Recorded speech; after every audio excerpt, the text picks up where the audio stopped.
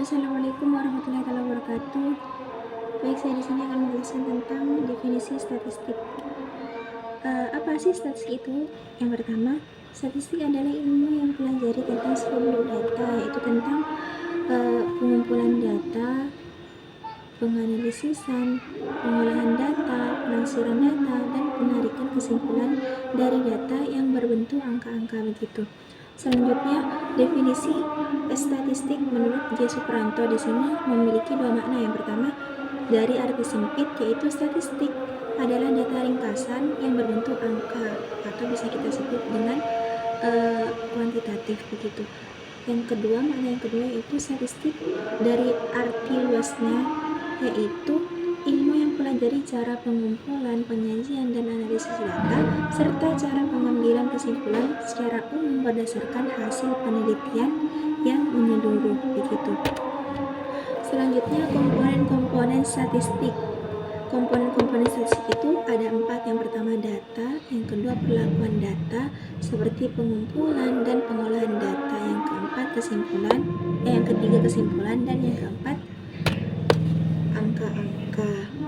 Pembagian statistik yang pertama berdasarkan cara pengolahan datanya, yaitu ada 2. Yang pertama statistik deskriptif, yang kedua statistik inferensial atau bisa kita sebut dengan statistik edukatif.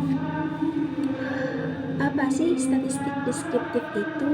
Yaitu bagian dari statistik yang mempelajari cara pengumpulan dan penyajian data sehingga mudah dipahami. Fungsinya itu untuk menerangkan keadaan, gejala, dan persoalan data. Statistik inferensial atau statistik edukatif, yaitu bagian dari statistik yang mempelajari mengenai penafsiran dan penarikan kesimpulan yang berlaku secara umum dari data yang tersedia begitu. Fungsi dari statistik edukatif di sini yaitu meramalkan dan mengontrol keadaan atau kejadian. Selanjutnya, statistik berdasarkan ruang lingkup penggunaannya, yaitu ada 6. Yang pertama statistik sosial, statistik pendidikan, statistik ekonomi, statistik perusahaan, statistik pertanian, dan statistik kesehatan. Statistik berdasarkan bentuk parameternya, yaitu ada 2. Yang pertama statistik parametrik, bagian statistik yang parameter dan populasinya mengikuti suatu distribusi tertentu seperti distribusi normal dan memiliki varian yang homogen.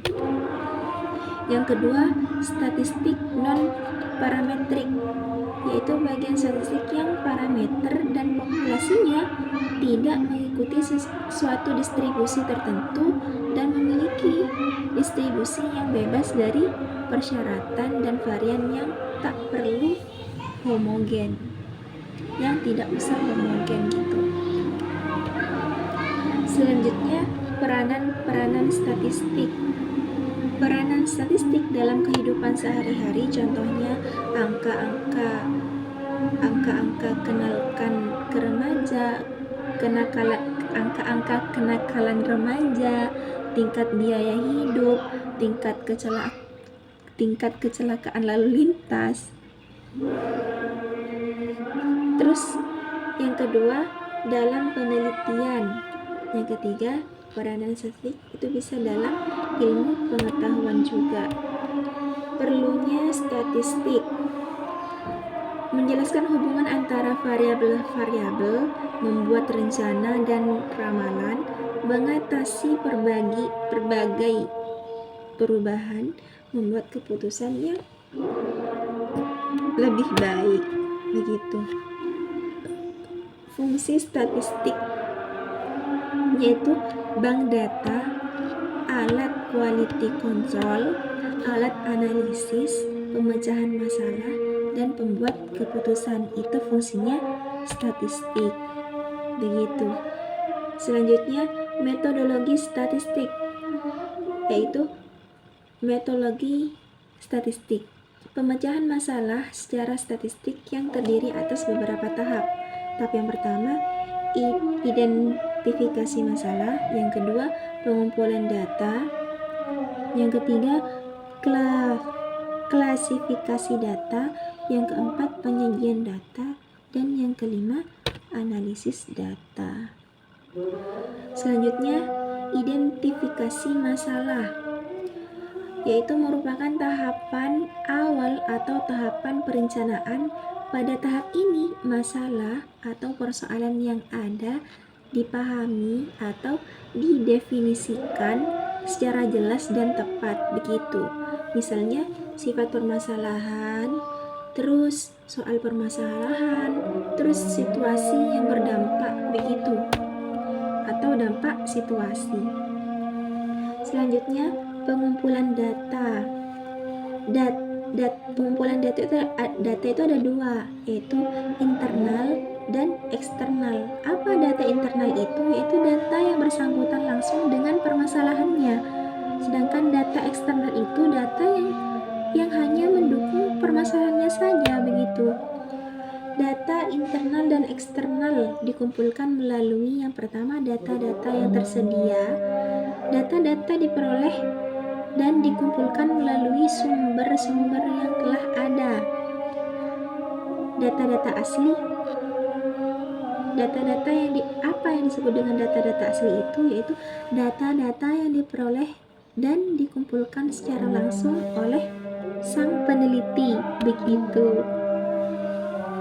Syarat data yang baik yang pertama itu data harus objektif. Apa artinya objektif? Data yang objektif itu yaitu sesuai dengan keadaan yang sebenarnya, gitu, tidak mengada-ngada. Dan yang kedua itu data harus mewakili atau representatif. Yang ketiga, kesalahan baku, yaitu kesalahan baku. Yang keempat, harus tepat waktu. Yang kelima, harus relevan, yaitu data yang dikumpulkan harus ada hubungannya dengan masalah yang akan dipecahkan, begitu. Selanjutnya, klasifikasi data. Pada tahap klasifikasi data ini, data yang sudah ada dikelompokkan sesuai dengan tujuan penelitian dan diidentifikasi berdasarkan kemiripan atau kesamaan sifatnya, begitu. Kemudian, data tersebut disusun dalam kelompok-kelompok. Salah satu metode pengklasifikasiannya yaitu data yang sering digunakan adalah metode coding. Selanjutnya, penyajian. Data yang sudah diklasifikasikan disajikan atau ditampilkan dalam bentuk tabel atau grafik, begitu. Selanjutnya, analisis data. Diinterpretasikan hasil dari tahap sebelumnya dan merupakan tahap akhir sebelum penarikan kesimpulan, begitu. Mungkin sekian dari saya tentang penjelasan ilmu pengantar statistika di sini.